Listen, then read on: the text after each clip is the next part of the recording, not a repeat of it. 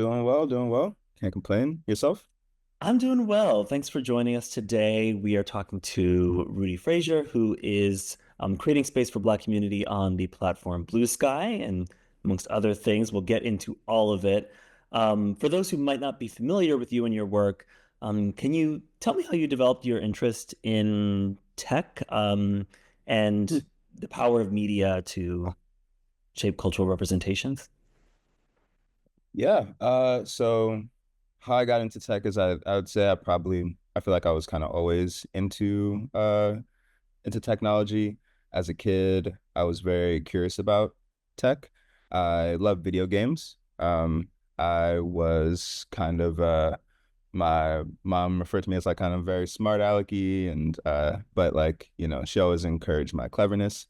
Uh, I used to get rewarded with a new video game anytime I brought home an A. And so I got a lot of video games. And early on, video games let you put in cheat codes. But then once the like newer generation games came out, you didn't really have cheat codes because you're playing online with folks. But you had like glitches and video game mods. So I used to like to figure out how to mod the games to like impress my online friends. Um, Gamer tag modding, Call of Duty, 10th Prestige lobby stuff, hex editing, different games to like start out with like all the skills and points and story stuff unlocked. Um, yeah, so that was very fun, and that just got me. You just kind of you keep you learn that there's limits to that knowledge, and then you want to learn more. And so that's kind of I just kind of kept down that path, and then I found out that you could kind of make a career out of it. And so I just had from a very young age just decided like this was going to be the path that I would go down. Um, Even though my mom wanted me to be like a doctor, a lawyer, an accountant or something. That's what they always Uh, want. That's what they always want. They wanted you to go the traditional path, but you were like, no, I'm going to force my yeah, arm. yeah. Especially Caribbean parents, but yeah, my family's from Guyana, so I'm like first generation, or the only person who's like here really. And then in terms of like shaping representation, I think that's been an interesting thing with Black Sky because it's kind of intentionally been the opposite of shaping representation or at least as far as where it concerns like outside of community, like a lot of with a lot of stuff with Black Sky was really just around, when I built the feed, the only feeds on Blue Sky were their kind of centralized algorithm, which was like the what's hot, where like that was their discover feed. It was very white. And so wanted to carve out a space where Black users could kind of just be themselves and interact and build community. But it was intentional while it was public to make sure that it was discoverable for folks.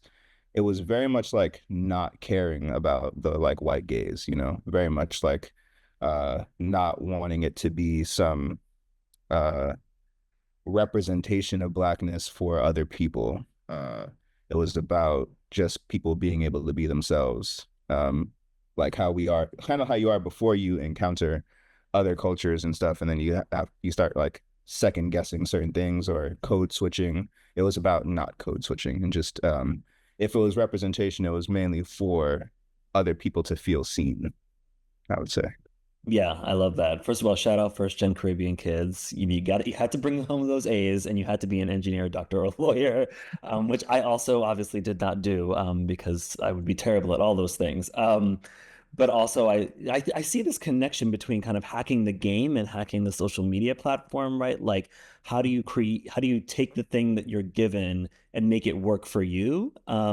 Whether it be a video game and those cheat codes that we used to love, or a social media platform that maybe wasn't necessarily designed with you in mind, but you kind of adapt it so that you can work it and kind of win, as it were. So Yeah. yeah, tell me how you like got the courage to start something like Black Sky, because you kind of told me how you started it. You went on the platform, it wasn't for you. You wanted to create that space.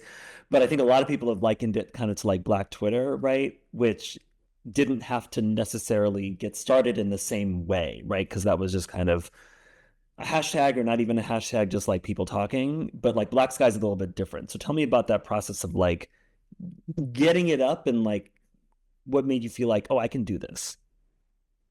Uh So I would say, I mean, on the courage front, I just like to build things, and so I didn't really like. Now it's probably like it looks like it would be like, oh, courage, but like I was user 50,000 on Blue Sky. Now there's 32 million people, so it was, and I had signed up off of the beta because I was already in like the Web3 space, and I was already kind of putting myself out there on doing things, and so yeah, this just actually seemed like it was more of a fun side project at the time. Before I started BlackSky, I was working on a project called Papertree, trying to create a bank account for like an entire neighborhood. So like the bank account for Bed-Stuy, if you could have a shared bank account with your neighbors and pool funds in that way.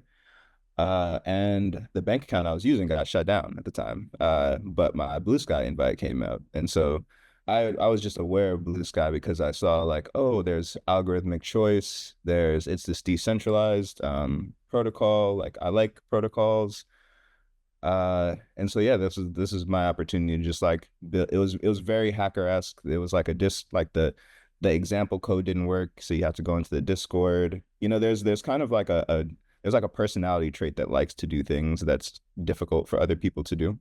Um, and so that was kind of the goal uh at that time. And I feel like you asked me another thing as a part Well, of there that. was like I just so people visualize it in case they're not on Blue Sky. It's like a separate kind of feed that's like Yeah. kind of called Black Sky, right? Like you can go subscribe to it, as it were. Yeah, yeah, yeah. So then it was like there was already community building efforts too going on Blue Sky. And so the V001 of the Black Sky feed was scraping somebody's posts. So shout out to Avetta. Avetta, I think they're a big Twitter personality, and then they invited a lot of the early Black users over to Blue Sky back when the original, like, 2023 Blue Sky, you needed an invite code. So Avetta was getting a lot of folks to migrate over. And so they had made a post that was like, "Hey, Black tech people, introduce yourselves," and they're just folks replying to that thread.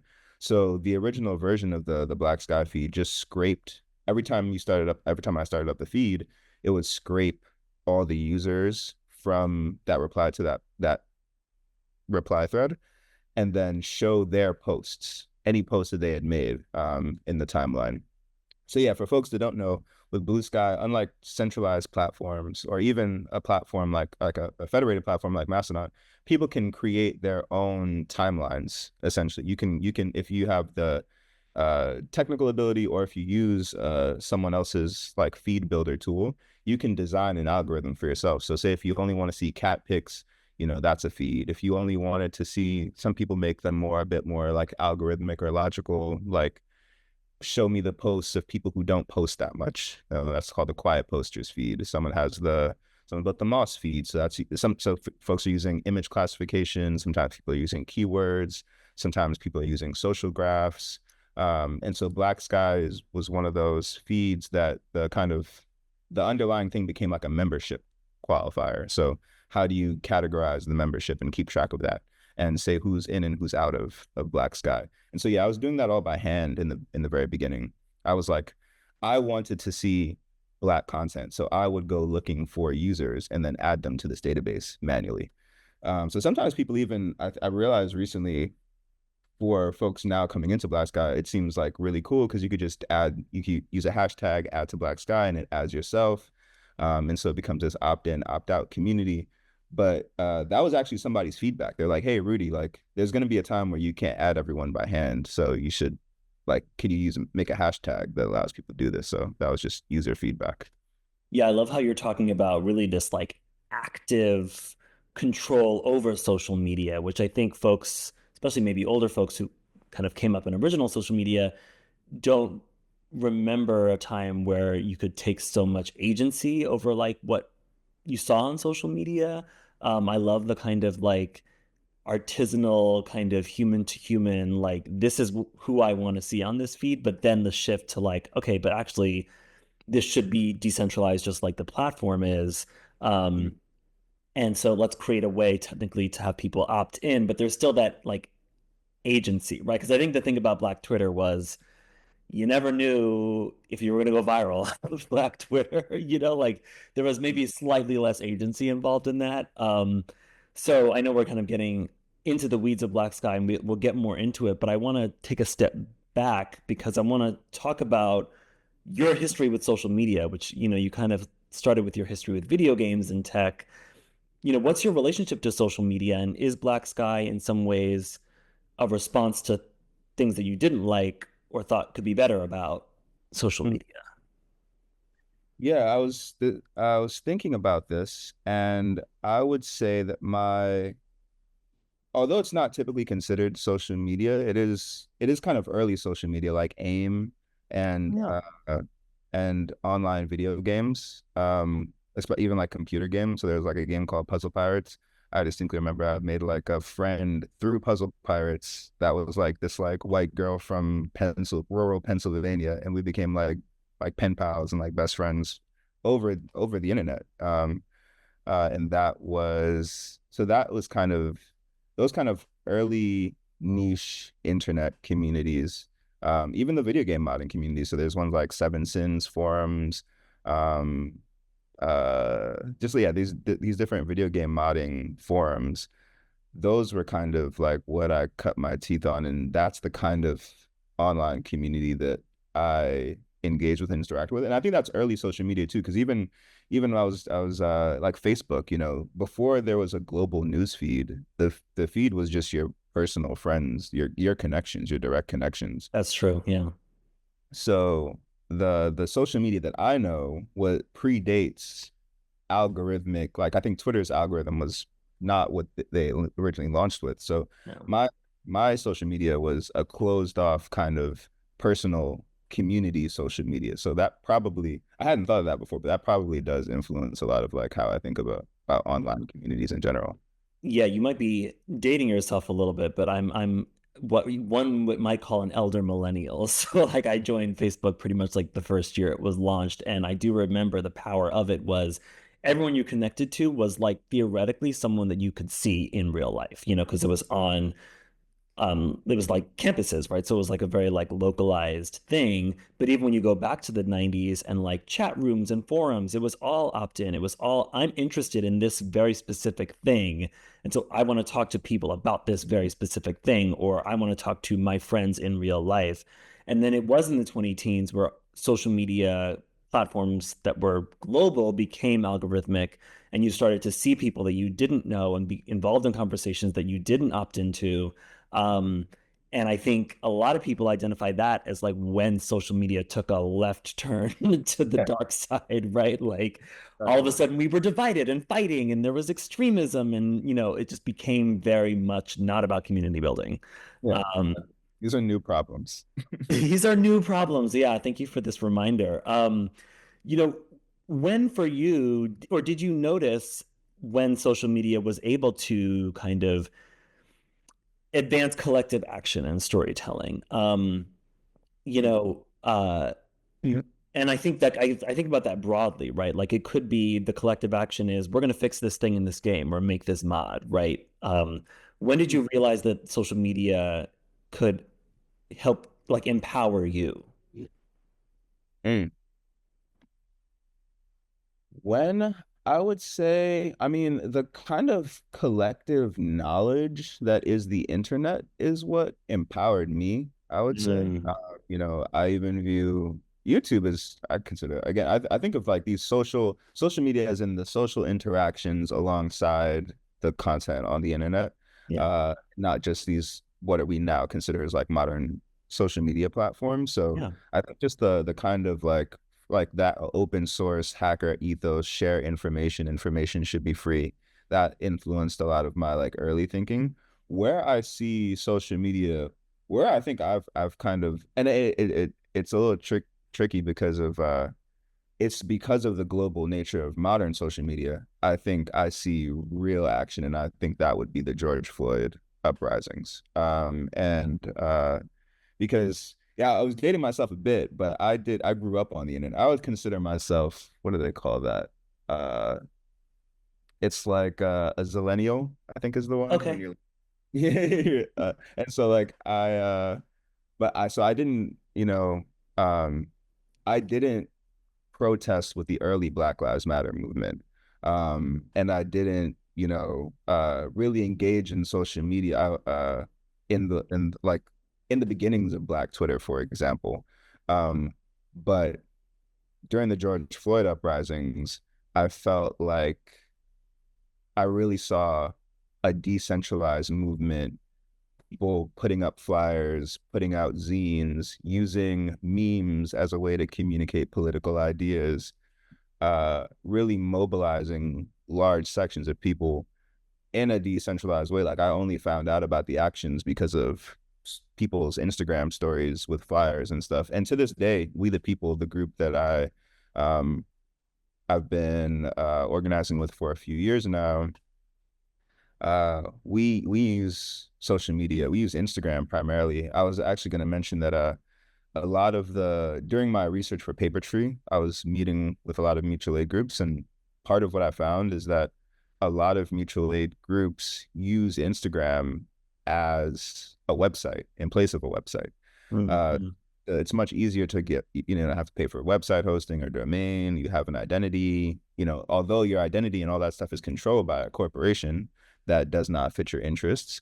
But it is easy for people to use, and ease of use is very important. People are always using tools to solve a problem. And that means they already have a problem. They don't need the additional problems that may come with trying to, get something set up. So the folks who use Instagram, We the People use Instagram. It's a key, that's the thing we say, reach out to, because you have a messaging feature that comes with it. You have the public posts, you have the temporary posts for stories.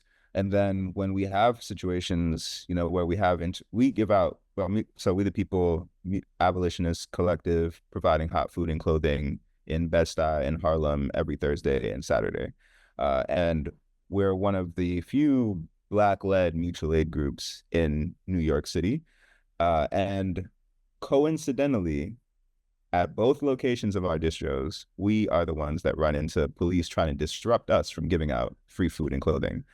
And so, when those situations happen, we use Instagram to mobilize folks. We go live, we share what's going on, and that gets journalists to cover our stories.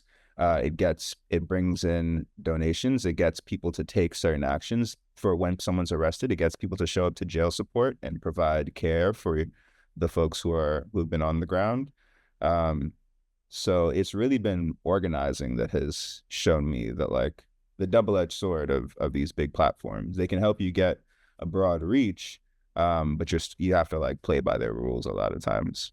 Yeah, I love this example because it shows how when you have an organizing framework that is in some ways offline and you're building these like real connections and policies and practices and protocols outside of these platforms, you can then leverage them for specific uses and aims because you do have that kind of openness and anyone can access and you have access to media and journalists and visibility, which can be useful for organizing. Um, and also I love this, like, but you got to play by their rules, right? And like protocols are rules, right? And so I'm curious how these platform protocols or just the cultural practices that we've been acculturated to because of those platforms, what are the challenges, either for We the People or just like in general, what you see? Like, how are these platforms not serving your work or your communities? Yeah, algorithmic suppression. Um, it is at the whims of billionaires for all these platforms, right? Twitter is Musk, or X. Meta is, Meta's billionaire owned. TikTok is billionaire owned. Now we're seeing those billionaires are getting closer to the current regime, presidential regime in the U.S., and are making very real changes to platforms based on that proximity to that power.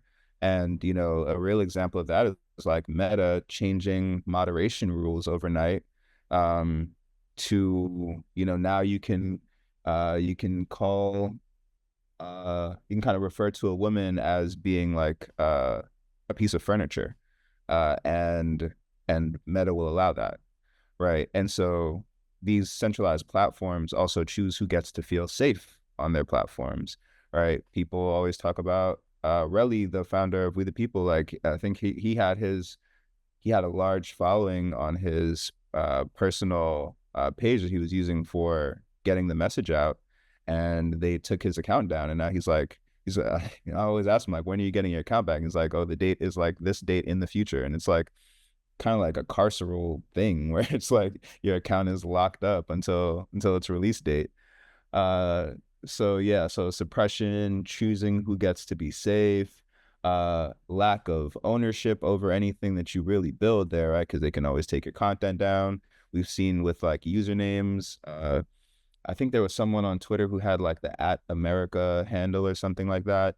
And Elon repurposed that and like they just like changed the person's username. They had it since like they had it for years. And they can do that. You know, that's why I think platforms like the cool thing when when I talk about play by their rules, you know, what you get with like an app protocol that's interesting is that you get a global view, but you have more control. And that in of itself is very innovative. And so now you get to define your own rules. You get to choose how your moderation works. You get to control how your feeds work. Uh, you really define the needs for your community and you have a global reach, you know.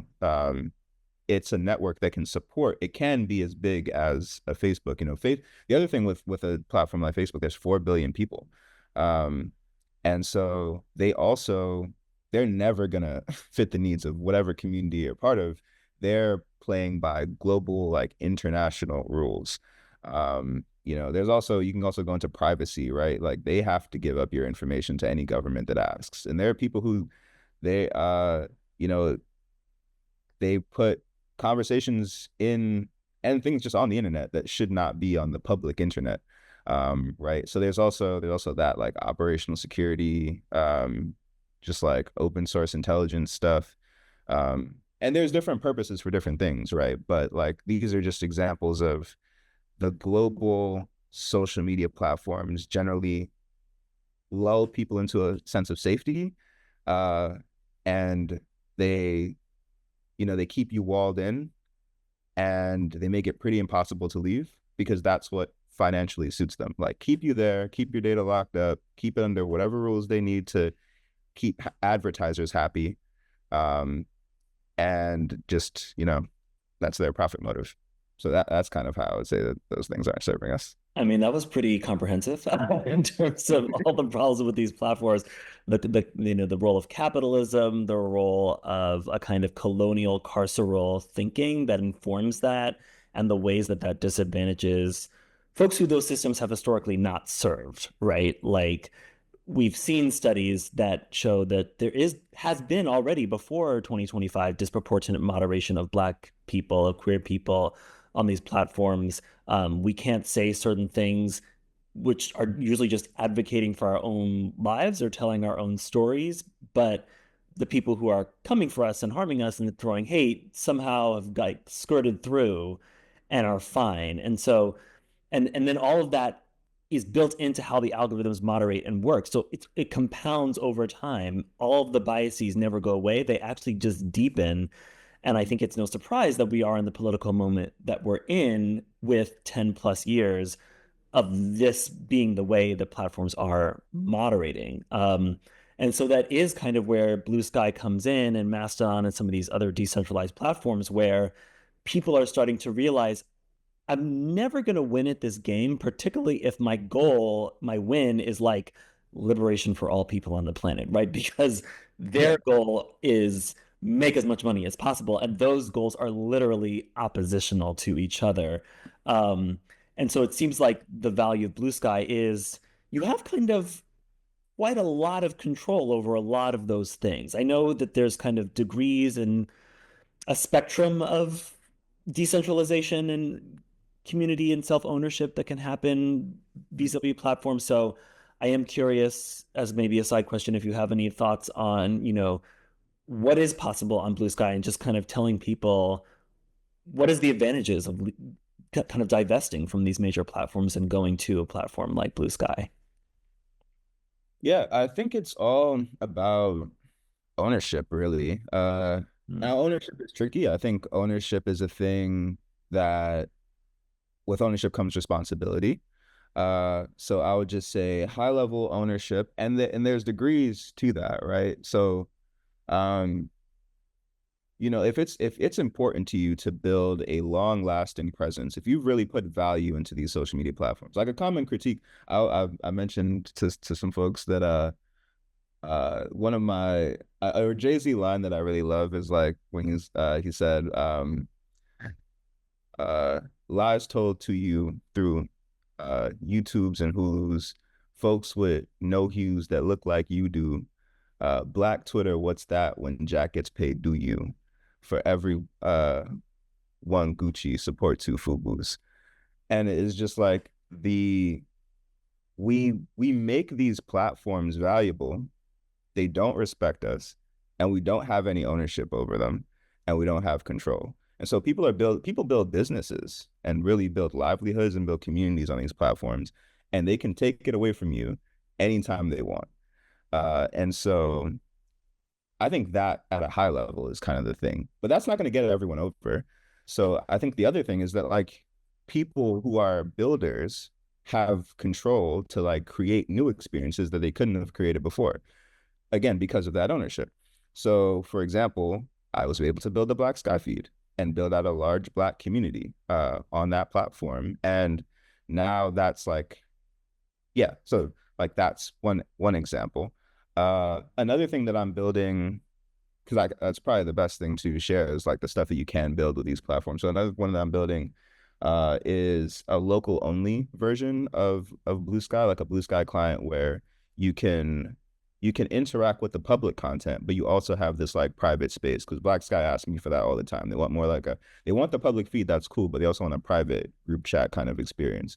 So something I'm building is an app that you can host. It's all open source, so you can host it on your own, and you can define your community, and then your community can engage and have like a public, you can post stuff that's still public to the rest of the network, but then you'll have stuff that only exists on this server that's only accessible by people who are from the same community as you, and you can define what that looks like for yourself. That's You can't do that on ActivityPub. I love all the decentralized networks. I'm rooting for all the decentralized platforms. Don't care about any centralized platform, no matter who's built it, because I think that it still falls in the same pattern. You can't win using those tools. So, uh, but this is something that's unique. You can have this global view, and then you can build other stuff alongside it, and build new types of app experiences. That's what I've been pushing folks for. Like for the first time, we have, with BlackSky, we have the largest decentralized Black uh, social group or social network like ever. And then with Blue Sky, you have 32 million people with a massive adoption of decentralized identities. Like these are and like public key cryptography outside of like cryptocurrency. Like it has all the good stuff from crypto without the casino scamming kind of stuff. Uh, and so the people can really own their identity. What I'm building this platform for, the app, with the local posting, it was because a nonprofit Black-led research group reached out to me. They're like, they have this member directory, uh, and they want people to use it more. So I was like, oh, use your Blue Sky identity. You can reuse your Blue Sky profile and account, because you can have the access to that account forever. There's it makes it really easy to use when we talk about like friction and stuff like that. People already have all these problems. It makes it really easy to get started. You just sign up. But in the background, you have all this, if you keep looking, you have all this opportunity to really own your experiences and stuff. So I'm helping them kind of get set up with this so they can kind of move their community over without giving folks more work, because they just reuse all the same infrastructure. Yeah, I love this like focus on ownership. Um, and this, taking this to Brooklyn and Jay-Z, because the power of your resources, about like the attention, the capital, the social capital that you bring, the cultural capital is all stuff that you do have responsibility over, and there's tremendous power over that in a decentralized social media space. I think that people have gotten a little comfortable with these large platforms and have realized that if you just put a little effort into it, you could have so much more power. I do Mhm. think that to go to like the Gucci's and the Fubu's, like it is going to be the people who are invested in creating social networks, like you said, who are building businesses off these things, who are probably going to pull everyone else over, right? You've got to kind of follow the lead of the groups and the people and your interests to get to these other spaces, which seems really challenging, right? Because like so much of us are locked into companies that aren't owned by us, that aren't interested in us, that are just using all our cultural capital and social capital for their own aims. Um, so that brings me to some of these challenges. Like it sounds great. And I'm down, like especially about the like ownership of your digital identity. It really frustrates me how much the last presidential administration was so anti-crypto because they only saw the scams and they didn't see how it could serve as a tool for liberation for people who've historically been denied ownership literally of themselves when we're talking about Black people, right? Um, so it's just very poetic in that way. But I think that, it's challenging to get people to organize in ways where they can take ownership of themselves and their communities. So how are you navigating these challenges with Black Sky? How are you kind of making it easier for folks to switch over? Um, maybe we can talk about the challenge of moderation and like the more people come in, the more you've got to kind of figure out how to curate and sort and all that stuff. Yeah, anything, what does that bring up for you? What challenges do thinkers, organizers, and cultural producers face in this space? Yeah, I guess I I would say for Black Sky, it's a little tricky because I focus on I think the challenges are technical limitations. And that Hmm. is my perspective and my view on things. Because I think that ultimately there is still a fundamental thing here of like building good products that people want to use. Uh, I don't ever want to like, I think high-minded appeals to ownership and um, maybe being able to create new experiences are good for a certain audience, which are like builders. But we really want the average person. That's my goal. Like that is revolution to me. If the people use it. And so to do that, there's like very basic things you need. It needs to be interesting, it needs to be engaging, it needs to be designed well. And so that is ultimately a lot of what I've focused on. So when I look at it like that, it also becomes very actionable. Like I think you could always stop thinking it like it's a chicken and egg problem. People aren't there, so we're not going to be there. But ultimately, I think if you don't really you never really need that. You just need, I always believe that one of the good pieces of advice from the main startup ecosystem is that you only really need 10 people. You need 10 people that love you. You don't need 100 people that kind of are vaguely interested in you. So if you have the 10 people that love you, then keep making stuff that they love. And so I think there's been challenges with that, right? You have to figure out how to design a good feed. Sometimes there was one point feedback I had gotten that Black Sky was kind of like a fire hose of just content. And it was never really like that, but what it spoke to was that there's maybe off-topic conversations that come in. And so part of the power and responsibility is that I have to design the algorithm. So even the main default chronological, people like the reverse chronological feed, right? We have two feeds that are popular with Black Sky. We have a few, but the two that are popular are the reverse chronological feed, so most recent posts from folks from Black Sky, and then now a trending feed. And the trending feed is like what you would expect from a trending feed, stuff that's getting a lot of likes within that time frame and like the top percent most popular posts. On the reverse chronological feed, one of the challenges is like what's not relevant, right? Like how do you figure out what's off topic and then you shouldn't show, right? Obviously bad things. Don't amplify maybe self-harm or someone's maybe in a bad mood and posting a lot. Uh, you know, Wordle posts. People post their word games to social media. Maybe don't show those. But there's like 100 of those rules that I've come up with over time for the Black Sky that I constantly iterate on based on current events and current topics. Trending is like to design a query that shows you trending posts of across, we're talking millions of likes, millions of posts, tens of thousands of people posting all within Black Sky just alone. Designing that is like a technical challenge. Another thing from just like user adoption to this day, still there's only like a 1 minute video upload limit on and so I tried to like share this like really cool revolutionary kind of critique this person had on Instagram. That was like a video of like uh artists. They were saying art isn't radical, artists are.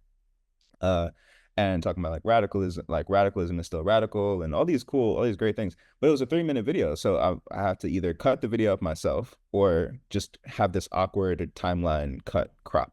And someone pointed out that like even with early Twitter, that part of what helped Black Twitter and like the Black Lives Matter movement grows because they could post these videos of what was going on the ground. And now video hosting is expensive, and so there's all these things, blah blah blah.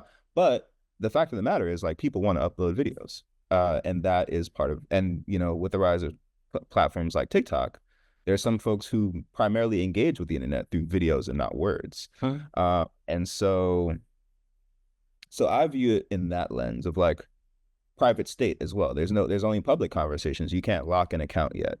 So I think these are some of the like technical limitations that prevent people from being able to anything that stops people from, people go to social media to express themselves and to engage with content primarily. And so anything that gets into a barrier with those, I think there was a question around like storytelling, like anything that stops people from telling their story however they want. Sometimes that could be character limits, like restricted to 300 characters in a post versus maybe they want to post an essay. All these things, I think are the things that create barriers to entry. And I think they're actionable because it's like you could build around these things, and that will bring people over, instead of just purely worrying about marketing or getting the word out. It's more like creating an engaging experience. Yeah, I mean, when you talk about how people express themselves, there's kind of an infinite number of ways that people want to express themselves. And we all know in our everyday lives, you can't just do or say whatever you want in any context, right? So it's about how do you create enough possibilities for agency and tailoring to what people want versus the kind of like levels of standardization, because this is a specific space or spaces, because you have multiple Mhm. feeds, right? For people to engage. And, It makes, and yeah, and there's multiple apps you can create. So like there's people right. creating other alternative. There is an app protocol blogging, like long form blogging experience that someone's built. There's a ton of people building TikTok alternatives now. Yeah. Uh, The even Blue blue Sky. screen thing. Yeah. Yeah, there's many, and Oh, there's even more. created. Yeah, I'm speaking to someone from that. There's many. Like even Blue Sky created like a video feed. So now there's a Black Sky trending video feed. Um, Oh, and that it looks like a TikTok feed because you just scroll videos now. So I think those things all help. yeah, yeah. So people are working on it. It's early stages for this kind of decentralized social media space. I mean, it's been going on for several years, but I do think this political moment has caused people to onboard in the way that you get those masses of people, where you get the demands for the different ways of engaging, and then people build for because there's enough people looking for that saying. Um, have you thought about like ways that we can collectively develop those practices, protocols, and platforms that motivate people to share? I'm thinking about like the challenges of moderation of these different feeds, and you're doing a lot of that kind of tinkering now. Are there ways, for example, for users to shape the algorithm collectively, but also personally, right? Like to have a algorithm that you want, but also one where by tailoring it to you, you're also shaping the algorithm for everyone else. Like thinking about like what are the ways, because I'm thinking metaphorically about what happens in space, right? Where people create spaces. They'll maybe go to church, but then they create a separate group for themselves. But that group then informs the way the church operates in general, right? Like, how can we kind of get that kind of flexibility and control in digital space? Yeah, I would say so as a maybe a cop out on this is that I would say this kind of already happens today. It's just not like a technical, there's not like a technical feature that says this. But for Black Sky, I would say, right? So on moderation, so there's two explaining for folks. So on Blue Sky in an ad protocol, you can choose who your moderator is. So you can settle for the default Blue Sky moderation, but then you can also choose Black Sky as your moderators. And when you choose this as your moderators, we're able to control what you see in the app. And for us, we're primarily focused on protecting against anti-Black harassment and misogynoir. And to that effect, you're able to report content that is anti-Black to us, whether it's in the Black Sky feed or anywhere on Blue Sky, and we will take that and take an action. And from those actions, we could either label the content as anti-Black or misogynoir. You as a user have control over whether you if we label something as anti-Black, you get to choose, do you want to see a warning label that says it's anti-Black? Do you want to ignore our label? Maybe you ignore the misogynoir for some reason, but then you show a warning label for anti-Black harassment or vice versa. Or you could have it hide. So anything that we apply the label on, you just don't even want to see. You trust us implicitly. You don't want to see it if we labeled it as anti-Black harassment. So that's user control and user defined. But then you're reporting stuff to us. So one person can report something that's anti-Black, and now all the thousands of people who are subscribed to the Black Sky moderation service then will have that label applied to them. We also maintain a block list, so that's also a way to automate. You can subscribe to that as a separate thing. So these are folks who are egregiously anti-Black, you know, viciously racist. We end up putting those folks on the green list. They are generally repeat offenders, engaging in some kind of like campaign against Black folks in some way, shape, or form. So you could just automatically block those folks or automatically mute them based on subscribing to that list. And again, this is from user feedback. We also do automated reporting. So we have automation set up. So anywhere like the N-word is used in a handle, bio, a post, a reply to someone, etc., it will automatically be flagged to us to be reviewed by our team of 8 moderators, and then we'll make the decision of whether, because sometimes Black folks reclaim this phrase, so we may not take an action. We don't want to automatically label it, but we'll review it and decide to take an action.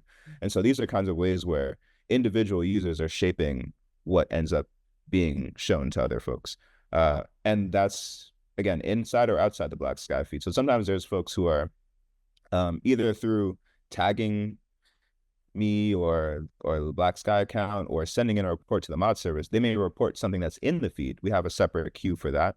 And then that also helps us know, okay, so, an example of this is sexual content. We're getting a lot of sexual content reports. We're a small team, so like something like that can get like overwhelming. And then also people are speaking out about it. They say like, oh, I can't scroll the feed during certain hours. And so from that, we actually, and another interesting component of this is we're able to pull in the like Blue Sky themselves for their mod service. They use AI to identify sexual harassment label or sexual content, sorry. And so we're able to, from the feedback from users saying they're seeing too much sexual content on the feed, I built an integration to pull in Blue Sky's like labeled content and then choose to not show those in the Black Sky algorithm. So if Blue Sky's AI detected it as sexual content or nudity, it will not be shown in Black Sky. Now that's great because that's again user feedback affecting what the collective sees. It's not perfect because there's biases about bodies with AI and such, but that's like another example of how it's really been like crafted. Ultimately, I and the Black Sky team have control over the algorithm, but it is shaped by individual users' feedback. I love that. You said something about green list. Is that a Green Book reference or is Right. that it is. I Yeah. love that because it's about taking us back to those ancestral practices of when we took ownership of navigating space, right? I mean, the Green Book was the path that migrants took when they were fleeing harmful spaces to find safe spaces to congregate. And it reminds us that historically we have had to be active, right? But we've also relied on key moderators, key community leaders to help guide us through those practices. So there is this kind of balance between what you can do. You can take the routes that you want, and you are always kind of putting trust in some other person because we can't do everything. We can't know everything, right? And so things are flawed, as you mentioned, right? Like nothing's perfect. But it's iterative, it's a back and forth, and you're like engaging in a dialogue with community, with leaders, etc. So I'm curious then, have you thought about some of these other ancestral protocols, practices, rituals that we've historically used to connect to each other as you've thought about Black Sky? I love the Green List, Green Book reference. Any other things like that? Or more you Uh, want to say about the Green List? I would say maybe not so much in like kind of, I mean, there's like just the like communal care and I think of mutual aid. Like I got into mutual aid organizing as a in the belief that, that was just something like I think there's folks who've written books about mutual aid now, and there's like I think anarchists kind of try to like claim mutual aid as like their own thing and reference books written on that. But for me, mutual aid was like communal care, and it was just like an ancestral thing. It's just like a cultural thing that Black folks did. With Papertree, the way Papertree is used by some of the users are with that use Papertree are with susus. So like Hmm. community sharing circles. So that's what mutual aid kind of meant for me, like a community safety net. And for me, I always tell folks that like in community, you have all you need. I learned that from a very young age. My community literally took care of me and it's how I survived when other folks weren't there. And so there was a thing too of like folks, I think especially now, like there are people who sometimes don't want to see mutual aid content in their feed. Which folks always should have all control of how what they see and encounter on social media. They have mute terms and things like that. But some folks try to lobby sometimes to like get that out of the feed entirely. And there was an issue early on in the blue sky culture, which was very left leaning and, in theory supported mutual aid. But we found that like Black folks' mutual aid goals were never met when they posted them. It's like, I need, this amount to pay rent. But someone else, non-Black folks were getting their mutual aid goals met. So for me, that was an example of like, okay, well, even though I'm being asked to like remove this content, I'm not going to do that, because I do want to incur, and if anything, I want to build more things for mutual aid. I think, you know, there are I was there's been conversation about payment rails and like other social platforms have ways to pay creators or send money to folks. uh I think that's something that people have experimented with for a while, like combining what Venmo, I mean, is like has a social feed in within the app. And yeah, so I kind of have this like idea of like maybe one day being able to combine Papertree and Black Sky and have like susus or shared pool of funds that folks can tap into. Um, but yeah, that's kind of what comes up when you ask that question. Yeah, I love that. I mean, I think that susus, or even, if you're not familiar with susu, just like passing the plate at church. Like I think all these practices of just like give a little bit and it'll help the collective, it'll help a certain person, I think are important to socialize on social media because these are community spaces. And if we're not caring for each other, then what are we doing? Like that is kind of the It's historical performative. point of community. Yeah. Um, I want to end with just asking you, as you look at social media today, and you can specify what kind of social media you're talking about, whether it be the major social media platforms, the decentralized social media platforms, or sites that people maybe don't think about as social media but are social. What are the things that you would keep, and what is one thing that you would change about them? It can be a design feature, a tech thing, a platform policy, cultural practice, what have you. That's a good question. Oh, well, I would say so part of this is like what would I would add. and including and Yeah. things. I really like I mentioned like payment rails. I want that to be in a more decentralized way though, and leave that up for interpretation of how folks, think of that. And then I really like from the Farcaster ecosystem. So they're like a decentralized social media platform, and they're kind of like blockchain crypto based, but they have this cool thing called frames that allow you to embed a mini app within the timeline. So just like another form of media you can post. So instead of like an image or a video, you can like post like a Pokemon game and your friends can play the game with you on from the timeline. I think that's a really cool innovation, and I think it would allow creatives to just create new types of experiences and leverage that in very interesting ways and find new and yeah, just as a new medium for interacting and socializing with people online. I think that's like a really cool idea from there, and I know there's some folks thinking about how to bring that into app protocol. Something that I would take away, and because I see this on all platforms is why I'd mention it, or a thing I would want changed and figure out how to change it, is I really hate rage bait or bait posts, like engagement Mhm. posts. And so I sometimes like I think about that. I remove that content if it's being reported or I'm encountering it and seeing it on the Black Sky feed, because it just especially some of them are just like tasteless. And so but centralized platforms amplify those often, which is why they were kind of created, right? Like get people to say something outrageous, get people to respond to you and reshare and be like, "What? No, why would you ever say such a thing?" And that gets clicks, and maybe in some places that is monetized. Um, but yeah, I don't think we need to bring that over to decentralized social. And I think if people have more control of their feeds and algorithms, they can kind of like have controls to filter that content out. You know, uh, yeah, I would put it like that. I love that. I also hate rage bait. I always often think about digital space as like, would you do this in physical space? Would you just show up to a space and just say something that you know is going to piss everybody off? Like you wouldn't do that. And it's something that doesn't work in real life, but really works on these major social media platforms. And I think it contributes to so much negative energy, the anxiety, the depression that people have when they go on social media. It's just not good for anybody. And it has us waste energy on things that are not productive or caring at all. So Ashe did that.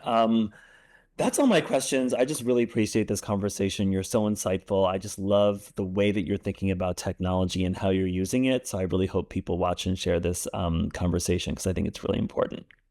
Yeah, thanks for having me, AJ. This was yeah, I appreciated the questions as well. It really got me thinking about things. It's like I haven't there people don't really create spaces to talk about technology in this way, in ways that are affirming to like thoughts about community. I think I posted the other day that was just like I talked to like the tech folks never met a person like me, and it shows in every interaction.